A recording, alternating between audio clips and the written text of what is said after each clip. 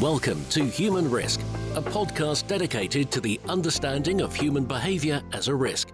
Here's your host, Christian Hunt. Hello and welcome back to the show. Now, here's a question for you. What can a global pop star teach us about business strategy? When I say global, I mean truly global. I'm talking about one of the biggest artists on the planet, one of the most streamed, most scrutinized, and the creative force behind the highest grossing concert tour in history. I'm talking, of course, about Taylor Swift. But this episode isn't just for Swifties. Even if you don't know her music or think that she's just not for you, bear with me. Because what we're really discussing on this episode are business-related themes, like how to build a resilient brand, create deep customer loyalty, innovate under pressure, manage intellectual property, and navigate reputational risk. To help me explore this subject, I'm joined by Kevin Evers, senior editor at Harvard Business Review, and importantly, the author of There's Nothing Like This, The Strategic Genius of Taylor Swift.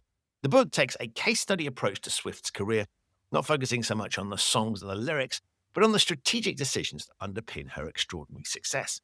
To put this in business terms, we talk about how Taylor has managed her brand architecture and strategic reinvention over multiple market cycles, how she cultivates extraordinary customer intimacy through direct-to-fan engagement, and how she'd exercise control over intellectual property and distribution to protect long-term value. We explore her crisis response strategies, her use of exclusivity and scarcity to drive demand, and the way she turned loyalty into a business asset. Taylor Swift is a singer and songwriter, but this is a masterclass in brand management, platform leverage, and long-term strategic thinking. Before we begin, a footnote. During our discussion, we talk about how Taylor re-recorded some of her albums after the masters to her original recording were sold without her consent. It was a bold and unprecedented move to regain control over her catalogue and diminish the commercial value of those original masters. Since recording this discussion, it's been reported that Taylor's bought them back. So a full circle conclusion to one of the bravest and most interesting strategies in industry history. So whether you're a Swiftie or not, I think you're going to like this and get something out of it. It's my discussion with Kevin Evers on the strategic genius of Taylor Swift. Kevin, welcome to the Human Risk podcast. Thanks so much for having me. I'm so excited to be here. I'm really thrilled to have you. This is going to be one of those fun episodes because of the subject that we're talking about, which is you've written this book on Taylor Swift, and I'm intrigued. How does somebody who does what you do, maybe you can tell my listeners what it is that you do, end up writing a book on Taylor Swift? You are right. Not many senior editors at HBR would pitch an idea like this to their bosses to write a book about Taylor Swift. But I thought it was an obvious choice, to be honest. She's operating in a very brutal music industry. She's been doing this for 20 years. She seemingly keeps winning, keeps growing her popularity, and keeps growing her success. So I thought she would be a great case study for a business analysis. And that turned out to be true. There's so many ups and downs in her career.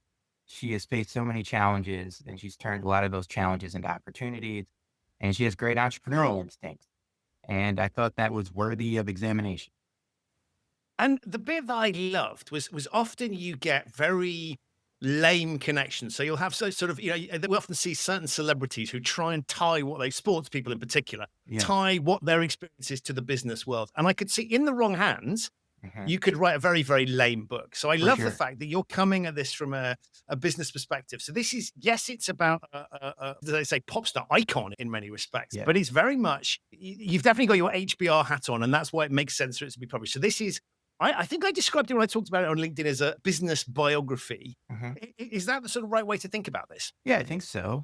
You're totally right, too. I was really concerned about writing a lame book because I have read lame books about business figures in another realm, whether it's sports or music. And when you try to distill their career down into more general lessons, it seems naive in a sense, and I didn't want to do that.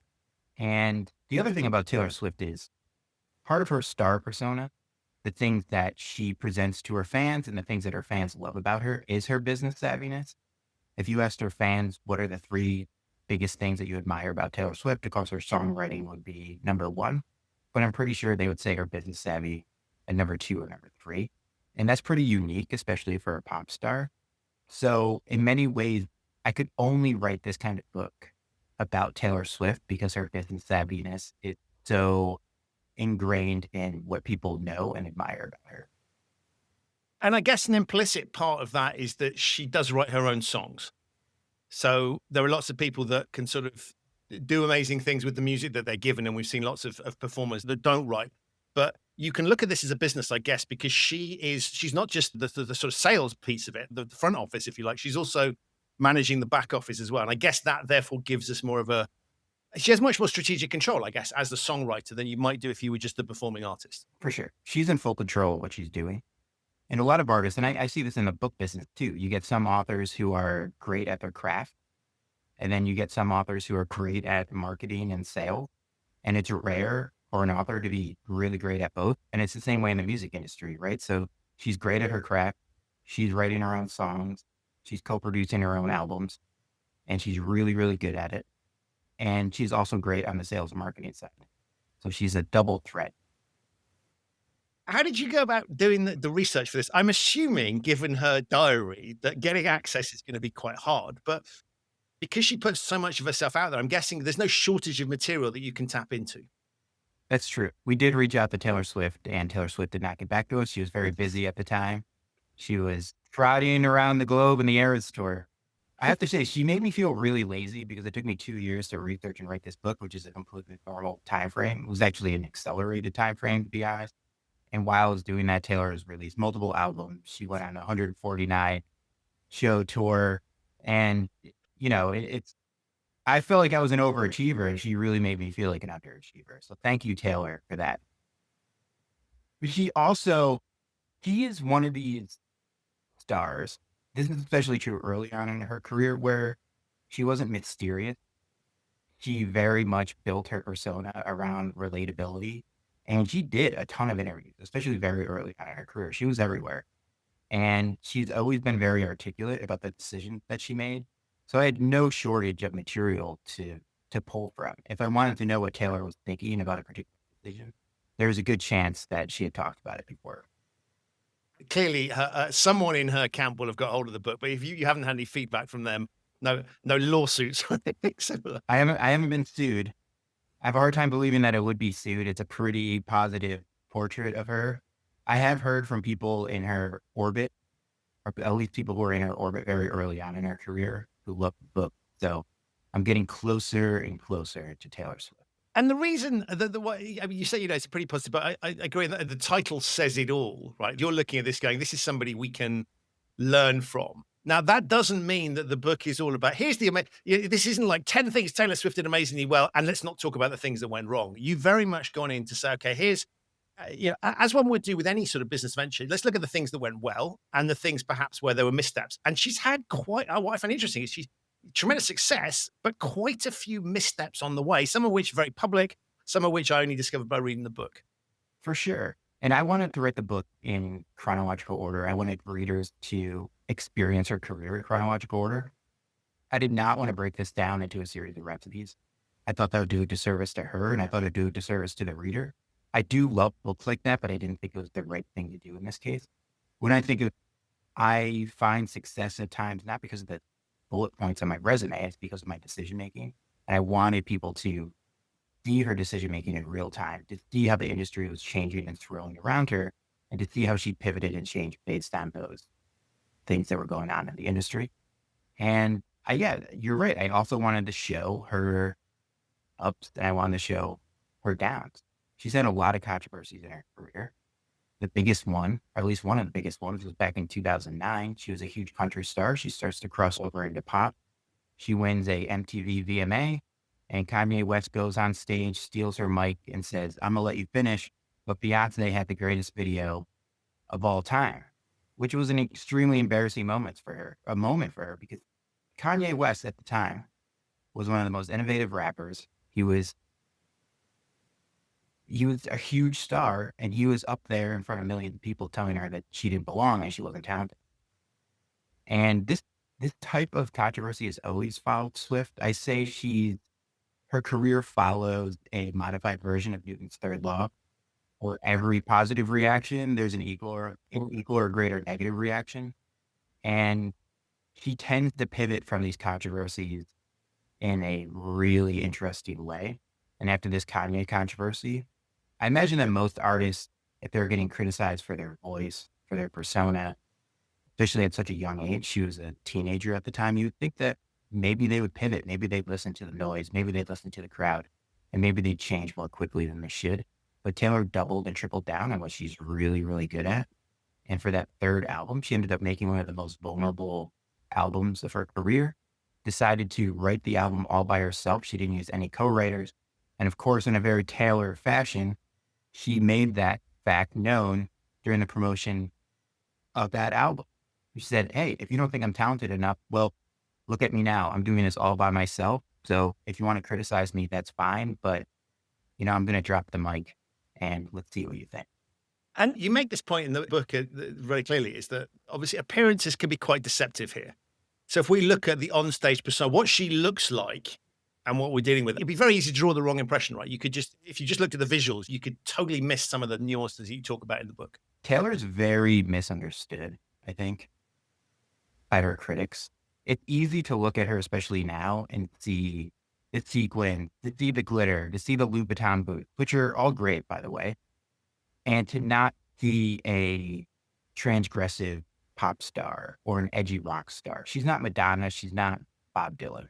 These are the artists that we tend to hold in high regard because they buck the status quo. Taylor Swift doesn't look like she's bucking the status quo. She looks like she is the status quo. And the interesting thing about that, I don't think it's true. She actually makes pretty bold decisions. She's not that vanilla. And her move from country music to pop music, she very famously did. I think a lot of people looked at that and said, oh, it's inevitable, right? Her music was evolving. She was moving toward pop, so it makes sense to leave country music. But from a business standpoint, that was a really risky move. It wasn't about changing out the mandolins or synthesizers. She was essentially leaving an entire market behind, and that was country music. And that was a big risk. She got huge pushback from her management team and from her label, who said, can you just give us 3 country songs? Can you just do 3? And she said, absolutely not. And it ended up being the right move for her. She ended up growing her fan base, growing her global appeal. Yet, I'm not sure that many other people would have made such a bold move. And I think Taylor understands that you need to take risks in order to grow and advance in your career, especially in the music industry. And it is interesting because lots of people stick to a winning formula, but there's a clear recognition here that you need to evolve. And that if you want longevity in that industry, the conventional logic of do one thing really well, stick at that and just keep doing that one thing you're really good at. She does that, but then she just moves. And my sense is that she sort of moves ahead of her audience slightly. I think so. When she moved to pop music, that was a great example of her moving before her audience. She was coming off a 3 straight #1 album. So all the data would say, keep doing what you're doing. Keep doing the same thing. And that's what her fans wanted from her too.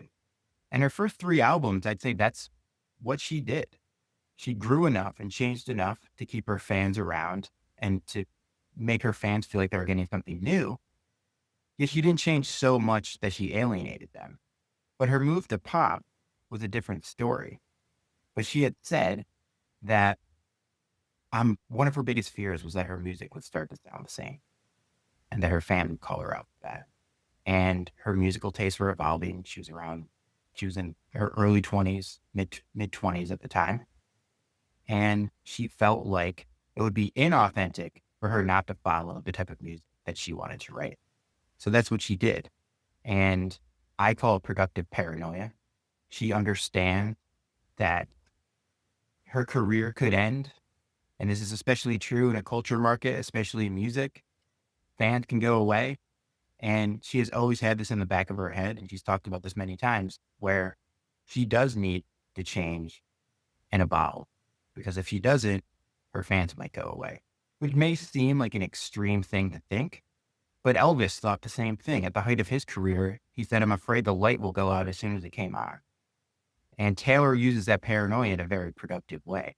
Like once she feels like she's been in the same place too long, she starts to pivot.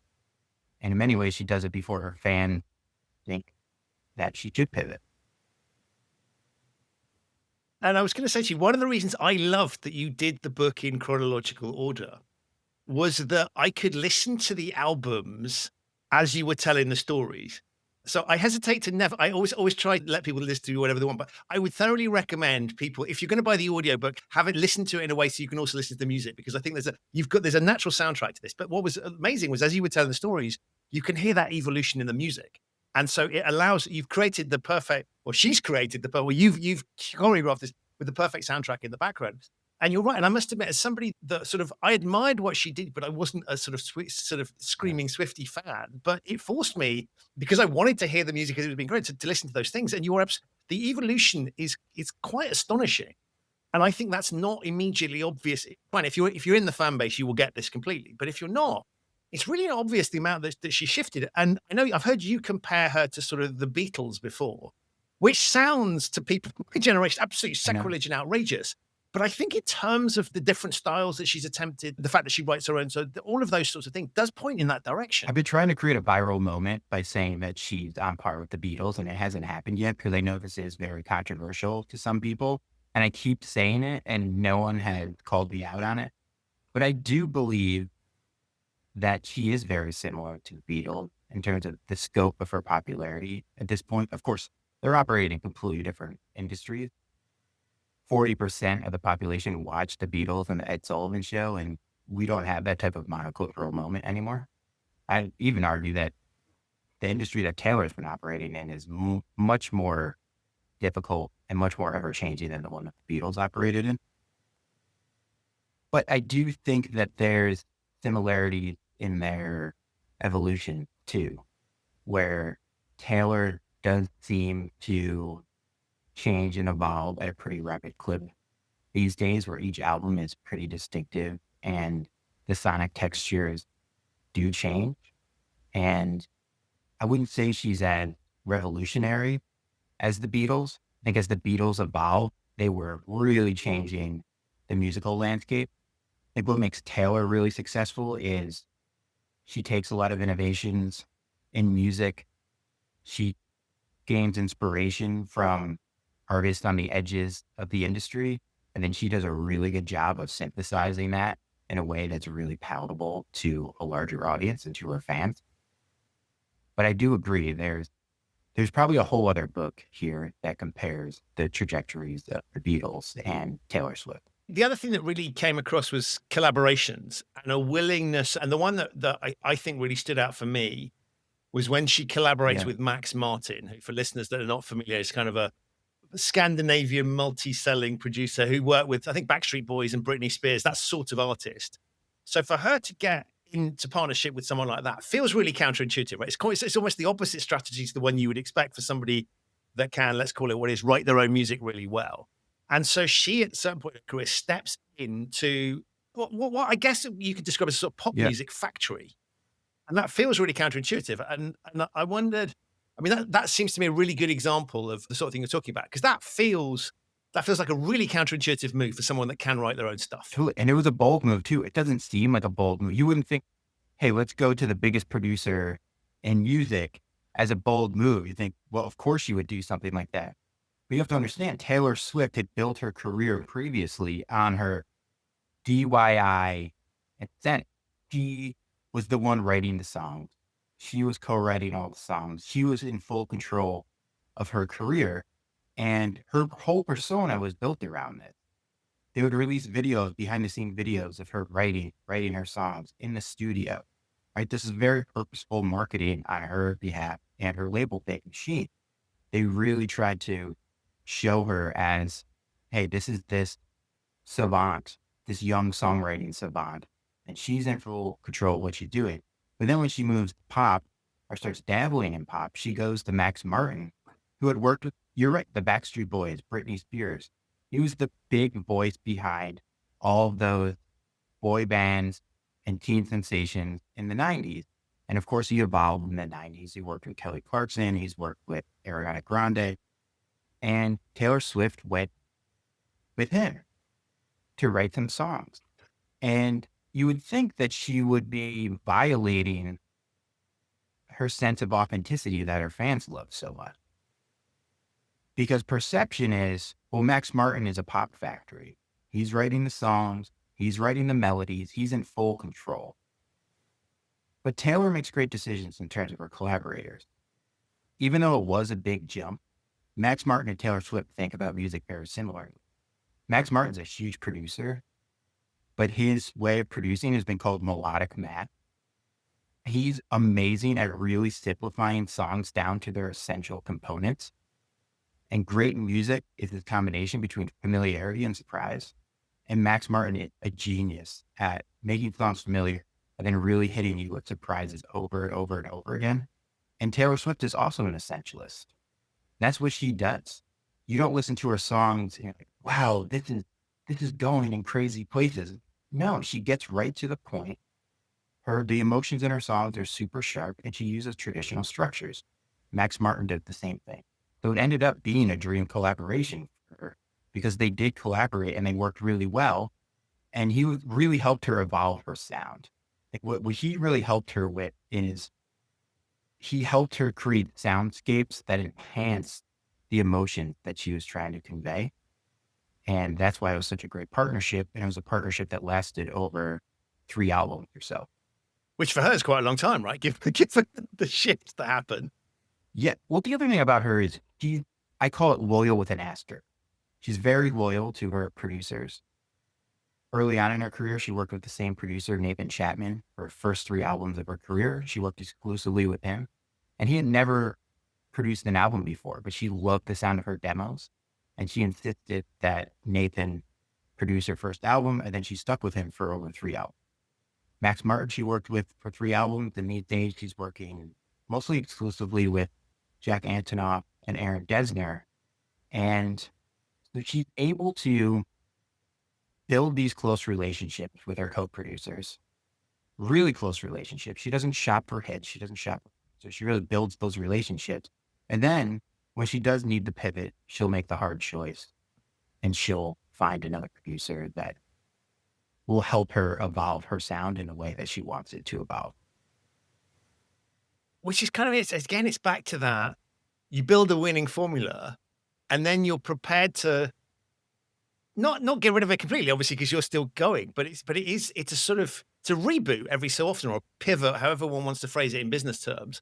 That again, to your point, that seems to get, I mean, the record industry, I guess a little bit like the booking, sort of like, if we've got something that's working, let's just keep doing more of the same thing. For sure. Yeah, I mean, that in many ways, it's a good business, right? If something is working, then you should continue to do it. But that's a good strategy until it's not. And That's a great way to put it. And Taylor fell into that trap too. In 2019, she released an album called Lover. And it was another big tent pop album. It was her 3rd big pop album in a row. And it didn't quite hit the way that her previous albums had. And I think the size of her popularity and the burdens of superstardom got to her a bit. And then the pandemic hit and she made a huge pivot from pop to indie rock, essentially. She created an album and released an album during the pandemic called Folklore, which is much different than her pop albums. And that was another big pivot. And it worked out really well for her. It was another example of her making a big pivot and getting critical acclaim and growing her popularity at the same time. Because that album brought in people like me, the elder millennial dads who love The National, love Wilco, love indie rock. Then all of a sudden Taylor Swift is collaborating with all these indie rock gods to create this wonderful album, lyrically dense album. And it changed the perception of Taylor too. Taylor has always been seen as a musician that makes music for young girls, even though that hasn't been the case since a long time ago. Her fan base has grown with her. And I don't think a lot of people considered her a serious artist. And when Folklore came out, I think people stood back and said, whoa, this is amazing. This is really, really good. And that was also a big pivot for her because she got the critical acclaim.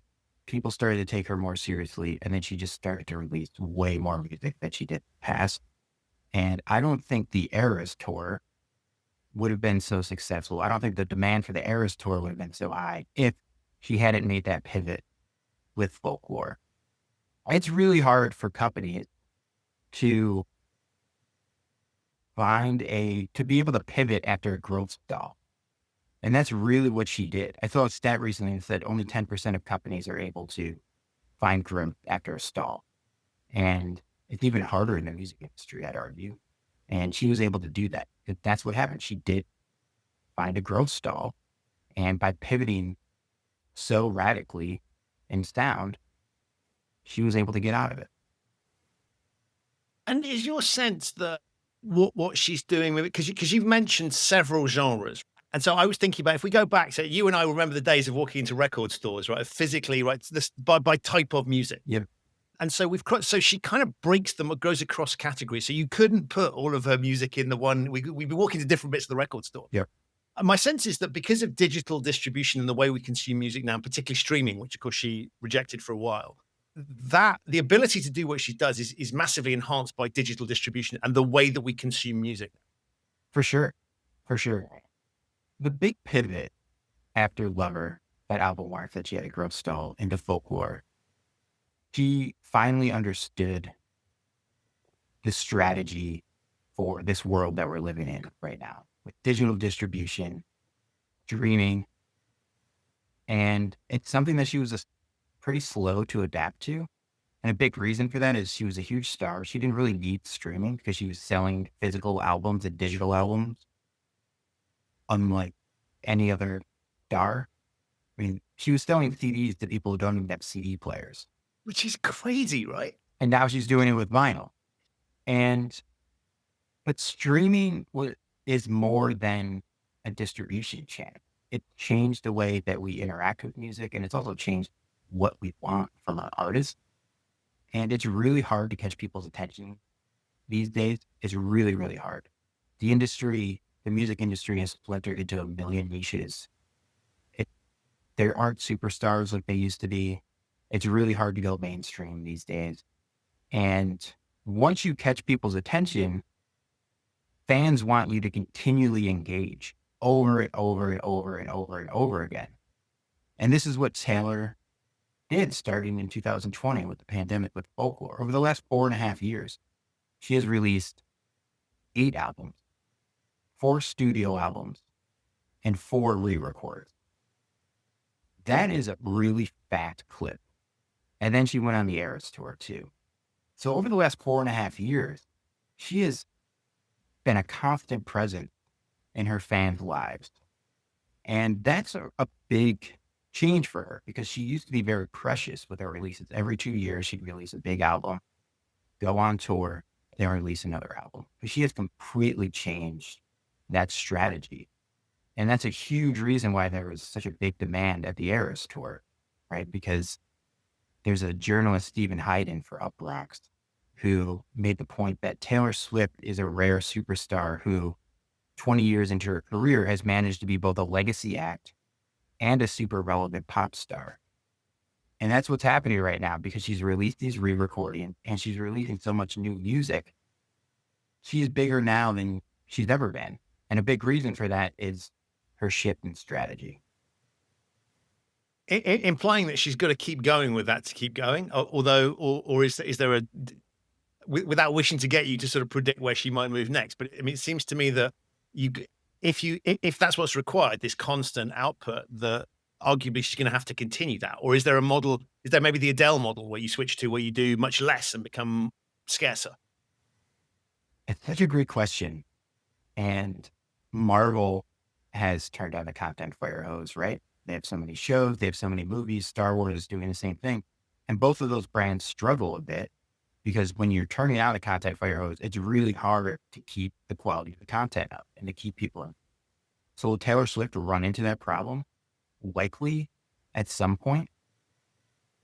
The question is, in my mind, Does she move more toward Marvel and Star Wars? Does she think of herself as an IP machine? Does she start making other content around her album? She's rumored to be directing a movie. She wrote a movie.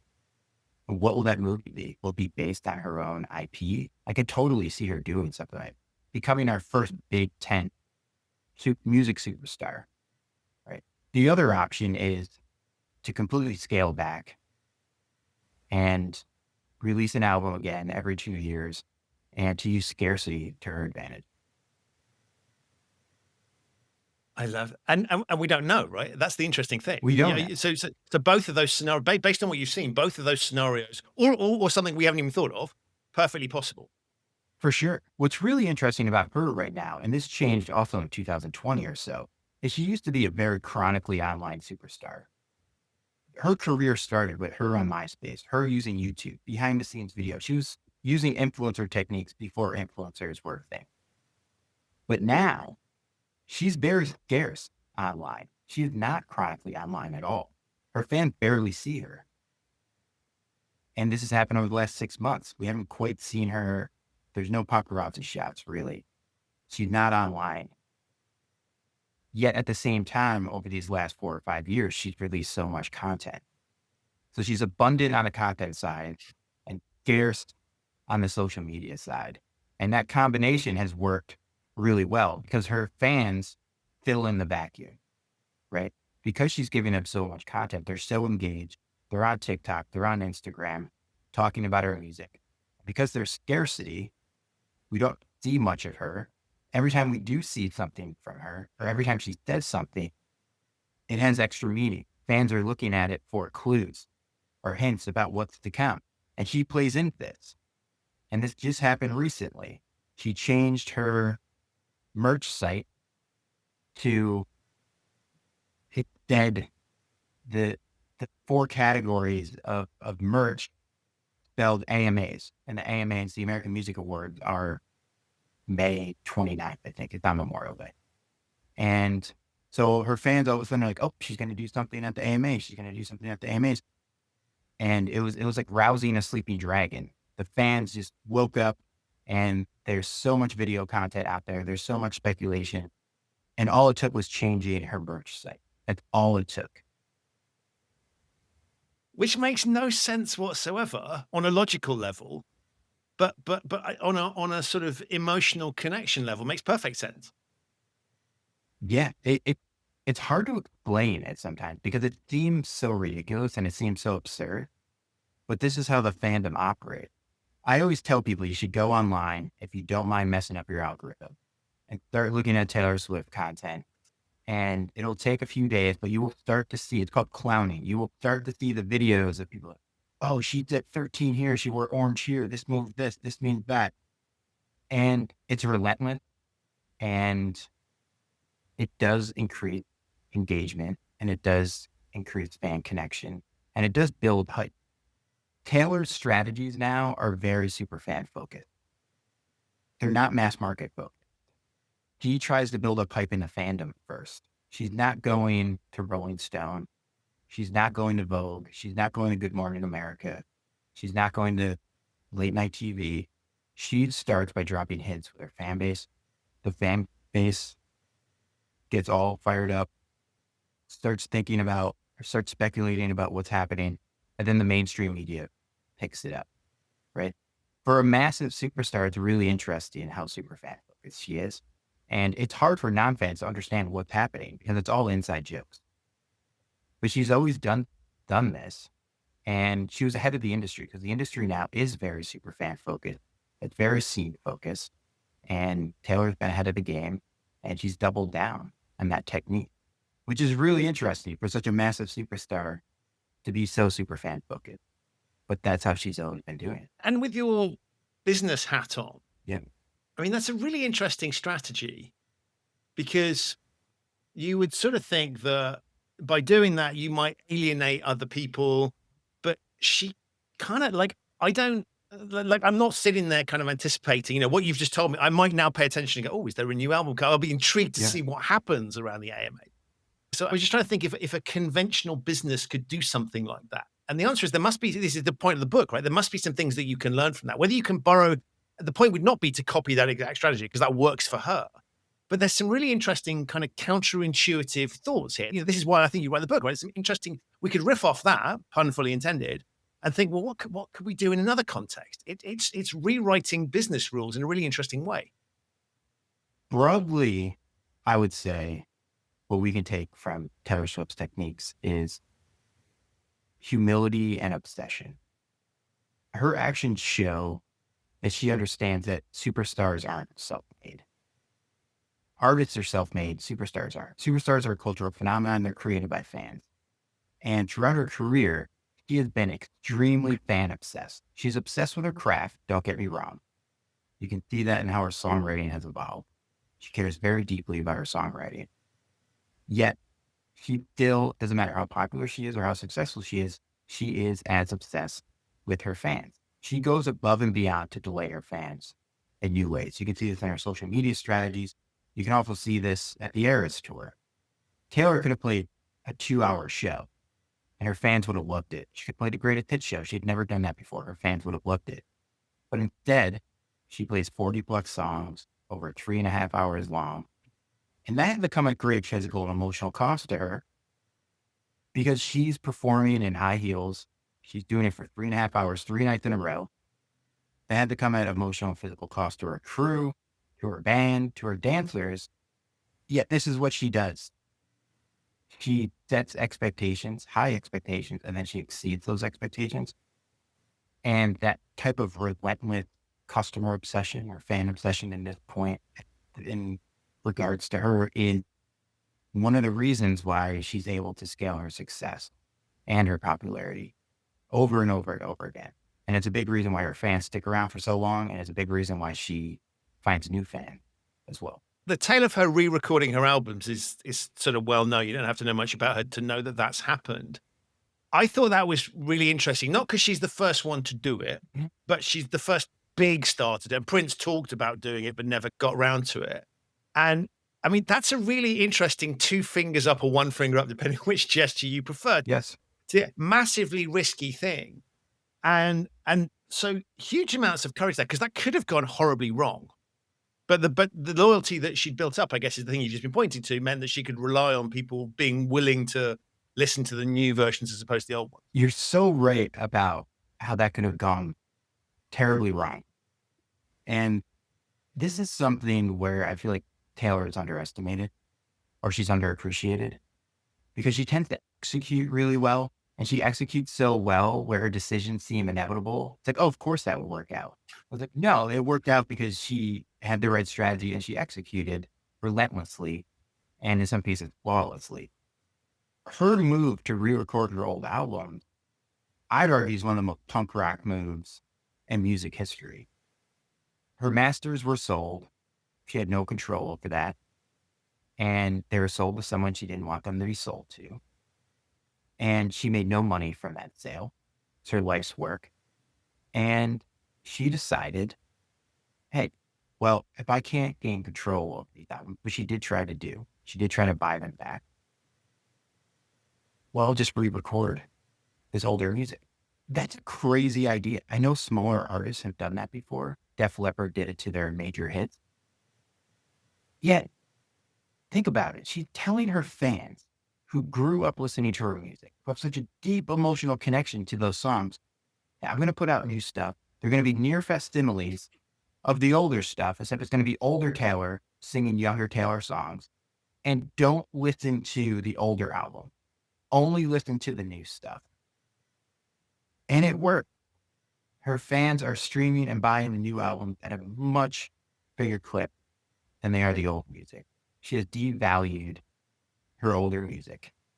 And I don't think another artist could pull that off at such a large scale because they don't have the devoted fans that Taylor has cultivated for so long. And the fan loyalty that she has created is extreme. And it's so amazing how it worked out. It's almost improbable how it's worked out the way that it has. And it's worked out to her advantage because by releasing those older albums, re-recording those. She has played into the new streaming age. I don't know if she was thinking about this or not, but listening behavior has changed with streaming, where most of the music that we're streaming on Spotify and Apple and other services is older music. Right? The distinction between new and old hasn't gone away completely, but the boundaries have definitely blurred a lot. And because in streaming, you can consume music a in a deep way. You can consume music over and over and over and over again. Taylor has found a way to take that old music and make it new again. And it brought fans back to those moments where they listened to those albums, but it also introduced new fans to her older music too. And this is another reason why the Eras Tour demand was so high. It's because of that technique. She was really bringing in new enthusiasm and new fans around music that in some cases was 10, 15 years old. And the thing I thought was really interesting was that if you were looking at the music industry as a sort of investment strategy, you'd kind of go, well, we want to make sure that if I'm buying, like the value of this thing is in the fact that we can make money off the rights that we own. And so you would have thought that you would want to prevent people from re-recording stuff, right? You wouldn't want a competing proposition that was something similar out there, right? Yeah. So if I thought about sort of traditional IP logic, we want to lock out somebody else doing the same thing to the same quality. And so clearly there's a loophole there in terms of the way music rights, right, and authorship works. But I guess the music industry had never contemplated that someone would do that, because otherwise you would structure recording contracts in a completely different way. You would go, we want to stop that from happening. We will have rights. We will absolutely lock that down. And they never locked that down, presumably because it was never seen as a real threat. No one's ever actually going to do that, so we don't need to worry about it. And particularly where you're getting artists early on in their career, the power all lies with the record label as opposed to with the artist. So they could have imposed some of these things. And they clearly thought not to do it. And I love the fact that she's exposed to, there's conventional logic there that they have deployed to protect their asset that she's just completely ridden through. And it struck me as, it's almost like if I think about certain monumental moments, there's a thing in Europe with what we call football, what you call soccer players, where one player went to court to get the rights to be able to move between clubs, right? So that he was a free agent after his contract expired.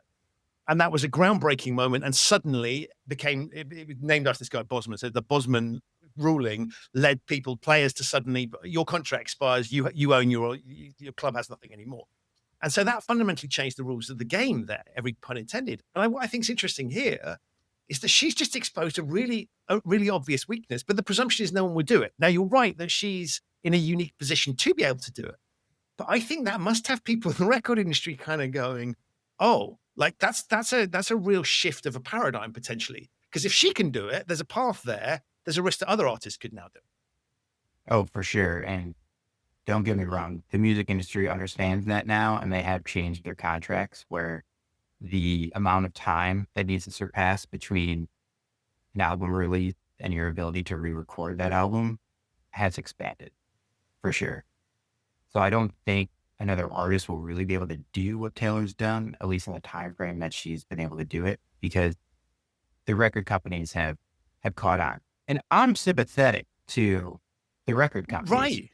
And I tried to there's so much about the re-record project online, especially with fans, and they make it this very emotional thing. And I understand from Taylor's perspective, it was a very emotional thing. But the head of her former label, Scott Borchetta at Big Machine, when he started Big Machine, it was a startup. It didn't have funding. And he was really trying to get funding. It didn't have a headquarters. He didn't have employees. And Taylor Swift was the third artist that he signed. And he had built up this company over the course of 10, 15 years. And yes, he did own Taylor Swift's masters. So when he went to sell the company, her masters were a huge asset in that deal. And a big reason why record companies don't want to give up those masters is because record companies make most of their money from their back catalog. They put up the risk up front and they say, I'm going to spend a lot of money on you. I'm going to devote a lot of money on your development. And the chances are you're not going to work out. You're not going to find success because most artists don't. But if you do find success, I want to make my money on the back end, right? I put up the risk. I deserve to make some profit from this over time. Now, from the artist perspective, I think a lot of artists would say, okay, that's fine. But after 10 years or so, I deserve to get my master's back. But Scott Borchetta was an interesting situation because what was he going to do? If he just gave Swift her master's, then he was losing potentially $150 million in value when he wanted to sell his company. So he was really in a hard position. So I understood both sides of it. And that's why it was so fascinating. I think it's a classic battle between people who own stuff and people who make stuff. And it's usually people who own stuff who win those battles. But in this case, it wasn't laborers fighting landowners. It was two multimillionaires fighting over these master recordings. And it's a really interesting fight. And I think Taylor ended up on the winning side of that because she got really creative and did that really risky and novel thing of actually following through and re-recording all of her older. The bit I couldn't get my head around was why wouldn't you at some point go into partnership, right? Let her part own the machine. Because it seems to me that she's somebody that would, like, it wouldn't be out of the question to own a record label or something even bigger than that, a production company in the loosest possible sense that would do it all. That would not be off brand at all. And so it seemed to me sort of and I guess egos come into this and all sorts of this, like it's never as straightforward as I painted it, but it just seemed to me there was other solutions were available. I'll put it that way. What I find interesting about that whole thing, and this is pure speculation, when Scott Borchetta went to sell Big Machine, he had multiple suitors, and one of the final suitors was Universal Label Group. Well, that was the label that Taylor Swift went to after leaving Big Machine. So in my mind, was she counting on Universal owning her masters? That was her new label. She could have her cake and eat it too. She could move on to a bigger label, and then they would also own her masters, and maybe there'd be some sort of partnership there. But of course, a man named Scooter Braun, and he's a famous manager in Hollywood. He manages Justin Bieber, Ariana Grande, swooped in with a private investment firm and bought Swift's masters. And part of me wonders if she was a bit blindsided by that, because maybe she was hoping or thinking that Universal Label Group, her new family, would really own her masters and she could go into partnership with them. That's what I'm. And I love that recognizing it totally is speculation, but it must have been interesting as you're writing the book. Presumably, I mean, the level of detail you're going into, you are in a way trying to get into her head, right? Without pretending that you are fully able to be there. That must be a fascinating process because you're sort of stepping behind the business brain and just going, what do I think was going on here and what's the logic and what can and in learning the lessons, you sort of have to put yourself in that position. Did that come relatively easily? Because we've talked a lot about the fact that she pivots and makes shifts. Are you starting to see patterns there? Or is the intuition quite hard to get a handle on because it is intuition and therefore hard to codify? Started to get a handle on it. Spent 2 years studying a person. You do start to get into their head a little bit. And I did try to give her as much main character energy as I could in the book. Obviously, I didn't talk to her. I didn't know what she was thinking, although many times it was on the record of what she was thinking. And my feeling is she makes decisions not based on a playbook or a strategy that's borne out in a boardroom. I really think that she makes decisions based on instinct. I think she makes decisions based on what's best for her, given the circumstances. And it just so happens that a lot of those decisions are things that people haven't quite done before. She has said this. She received the Innovator of the Year award from iHeartRadio, and she was almost sheepish when she received the award. And she got up on stage and she said, I don't wake up every day saying I'm going to go innovate stuff. That's not what I do. And it sounds so simple, but I do think that she follows her instincts. She follows really what her heart is telling her to do. And it really starts with the music. I think she's a very music first decision maker. She makes decisions based on, hey, this is where my music is evolving. This is what I want to do. And then the strategies come second. Her move to pop was a perfect example of this. It wasn't She wasn't thinking, oh, hey, I could break into the European market by being more pop. I don't think she was thinking like that. I think she really wanted her musical tastes were changing. She wanted to follow that path, and that's what she did. And you can trace this all throughout her career. She really does make those music first decisions. She does what's best for her music, for her songs, for her songwriting, and then she makes strategies based on that. And it's kind of interesting because I was back to this sort of HBR angle on it. I was thinking about, well, if you took that into the boardroom, it's kind of interesting, right? Because you would go, what's your evidence for doing this particular thing? And Yeah. what you've just said is that there isn't any, right? She wouldn't be able to, the PowerPoint deck that you would need or the business case that you need Yeah. to make would be quite interesting. But then I was thinking, actually, well, there are companies that clearly, I mean, Apple, for example, has the ability, and Amazon, I guess, to an extent as well, given the shareholdership, where and maybe Meta as well. Maybe it's the tech companies that have a similar ability who can afford to pivot and try things out in a similar way, where maybe the business case isn't as logical. If I looked at the iPhone, be a good example. What do you mean there's no keyboard on it? That's insane. And yet we saw what happened. So it is interesting though, but in a conventional kind of business, the sort of logical arguments that you would need to make to justify the business case Right.